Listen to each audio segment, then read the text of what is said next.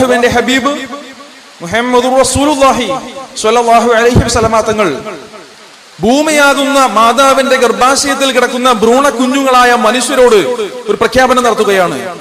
ഒരു പരിധി പൂർത്തിയാക്കപ്പെട്ട് കഴിഞ്ഞാൽ നിങ്ങൾക്ക് മറ്റൊരു ലോകത്തേക്ക് ഒരു യാത്രയുണ്ട്. നിങ്ങൾ ഈ ജീവിക്കുന്ന ലോകമല്ല യഥാർത്ഥ ലോകം. ആ ലോകത്തിന്റെ പ്രത്യേകത എന്തെന്നാൽ ഇവിടെ നിനക്ക് ഇഷ്ടമുള്ള ഭക്ഷണം നിനക്ക് എടുത്തു കഴിക്കാം, ഇഷ്ടമുള്ള വെള്ളം ഇഷ്ടമുള്ള അത്രയും കുടിക്കാം, ഇഷ്ടത്തിനൊത്തുള്ള കൂട്ടുകാരുമായി സല്ലപിക്കാം, മനോഹരങ്ങളായ കാഴ്ചകൾ നിനക്ക് കാണാനുണ്ട്. ആ ലോകത്തിന്റെ പ്രത്യേകത ഈ ലോകം വിട്ടുകൊണ്ട് മറ്റൊരു ലോകത്തേക്ക് ഒരു യാത്രയുണ്ട് എന്നുള്ളത് സുനിശ്ചിതമാണ്. കാരണം ഇതിൽ നിന്നും വ്യത്യസ്തമായ മറ്റൊരു ലോകത്ത് നിനക്ക് ഒരു ജീവിതം ഉണ്ടായിരുന്നു. ആ ജീവിതത്തിന് ശേഷം പരിധി പൂർത്തിയാക്കപ്പെട്ടപ്പോൾ ഓരോരുത്തരും അവന്റെ പരലോകമാകും.